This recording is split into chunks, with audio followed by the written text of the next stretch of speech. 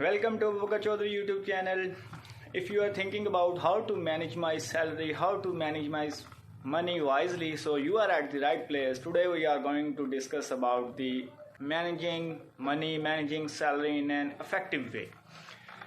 So if you are new at my channel, please subscribe to my channel and press the bell icon for getting notification in future. हम discuss करने जा रहे हैं आज कि अगर आप परेशान हैं कैसे अपनी सैलरी को मैनेज करें प्रॉपर वे में, स्ट्रैटेजीज़ को यूज़ करते हुए एक अच्छा अपना लिविंग स्टैंडर्ड बना सकते हैं और अपनी सैलरी को, अपनी मनी को, अपनी इनकम को एक बेहतर वे में यूज़ कर सकते हैं। बिल्कुल सिंपल अगर मैं आपको वे में बताऊं, आप एक अगर स्ट्रैटेजी सिंपल आप अप्लाई करें, वो क्या है? वो है 50-30-20 रूल। अब इसका मतलब क्या है? 50-30-20 रूल क्या है? ये आपकी जितनी भी सैलरी है आप उस पर 50-30-20 रूल अप्लाई कर दें।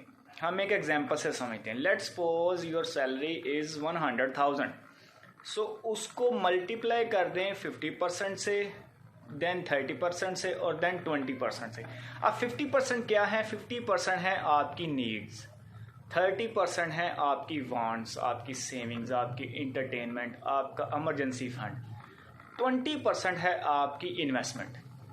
ठीक है, जैसे कि आपने देखा कि 3 years अगो कोरोना एक पेंडेमिक की वजह से बहुत सारे लोगों की जॉब्स चली गई, बहुत सारों का बिजनेस जो है वो क्लैप्स कर गया।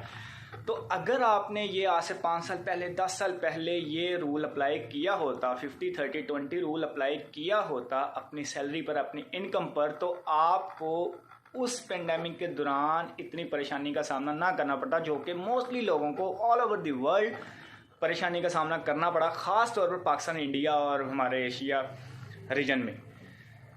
इसकी वजह यही थी कि लोग जितना अर्न करते हैं उतना ही स्पेंड कर देते हैं। तो आज से ही आप स्टार्ट करें 50-30-20 रूल अप्लाई करना, जो कि 50% का मतलब है अपनी नीड्स को अगर मैं बिल्कुल आसान अल्फाज में बताऊं तो रोटी, कपड़ा, मकान।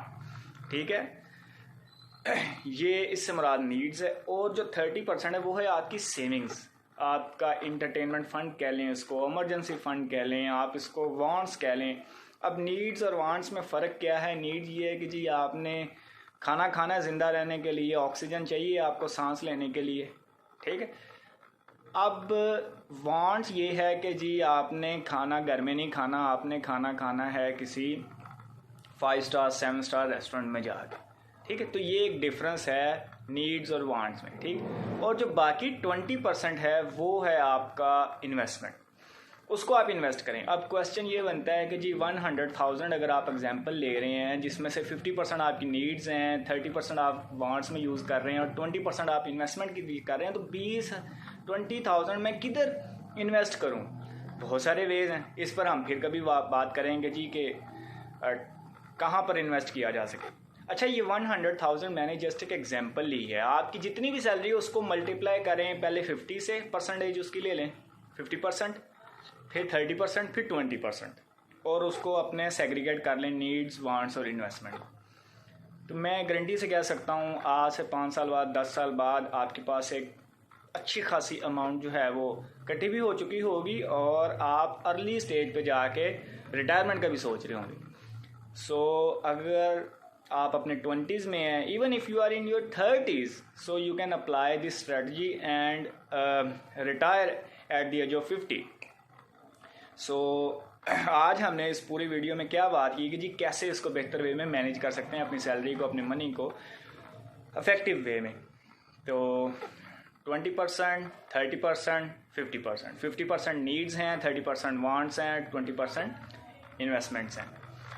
तो इन्वेस्टमेंट्स पर हम बाद में बात करेंगे कि जी कैसे छोटी छोटी इन्वेस्टमेंट्स हो सकती हैं, क्या क्या ऑप्शन है हमारे पास।